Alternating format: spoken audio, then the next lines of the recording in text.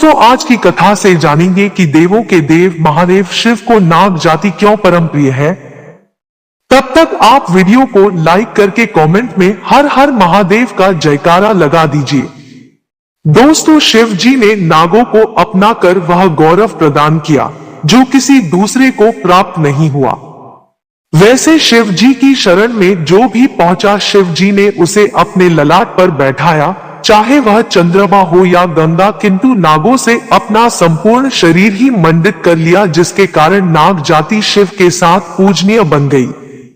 वैसे तो शिव जी से संबंधित अनेकानेक कथाएं प्रचलित है, परंतु नागों के साथ जुड़ा एक रोचक प्रसंग इस प्रकार है। बहुत पहले की बात है, एक गांव में एक नदी थी। नदी के रास्ते पर एक विषैला नाग रहता था जो अक्सर लोगों को काट लिया करता था। नाग के आतंक से बचाव के लिए व्यक्ति समूह में नदी पर नहाने जाया करते थे, फिर भी वह तरकीब से एक दो को अपना शिकार बना ही लेता था। एक दिन कोई महात्मा नदी की ओर जा रहे थे। रास्ते में वही नाग मिला। वह महात्मा को डंसने वाला ही था कि अकस्मात रुक गया। महात्मा हंसते हुए बोले, तुम मुझे काट कर आगे क्यों नहीं बढ़ते? परंतु वह महात्मा के चरणों में बारी बारी से नमन करने लगा। यह देखकर महात्मा ने कहा, नागराज, पूर्व जन्म के किसी पाप के कारण ही तुम्हें यह योनि मिली है, परंतु तुम इस योनि में भी प्राणियों को काटोगे तो तुम्हें नरक में जगह मिलेगी। यदि तुम नरक से छुटकारा पाना चाहते हो तो आज से किसी भी प्राणी को काटना छोड़ दो। अब नाग ने महात्मा के सानिध्य में अहिंसा का व्रत ले लिया। जब उसने काटना छोड़ दिया तो व्यक्ति उसे छेड़ने लगे। कुछ व्यक्ति उसे कंकड़ पत्थरों से मारा करते, इस कारण उसके शरीर पर जगह जगह घाव हो गए।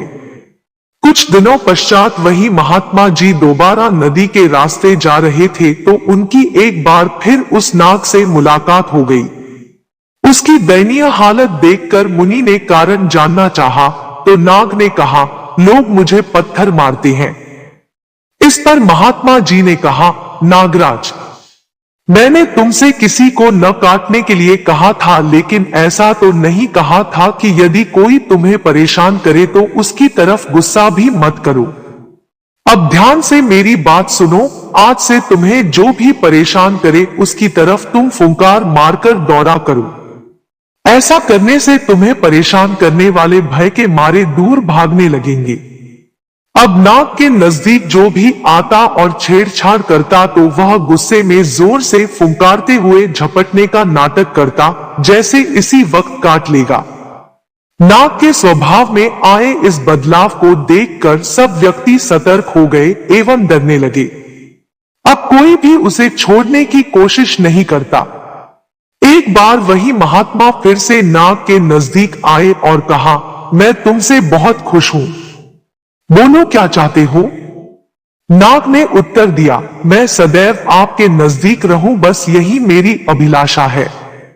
वह महात्मा और कई नहीं थे बल्कि भगवान शंकर थे। अपने सामने साक्षात भगवान शंकर को देखकर नाग बहुत खुश हुआ तथा रेंगता हुआ उनके बदन पर चढ़कर गले में लिपट गया।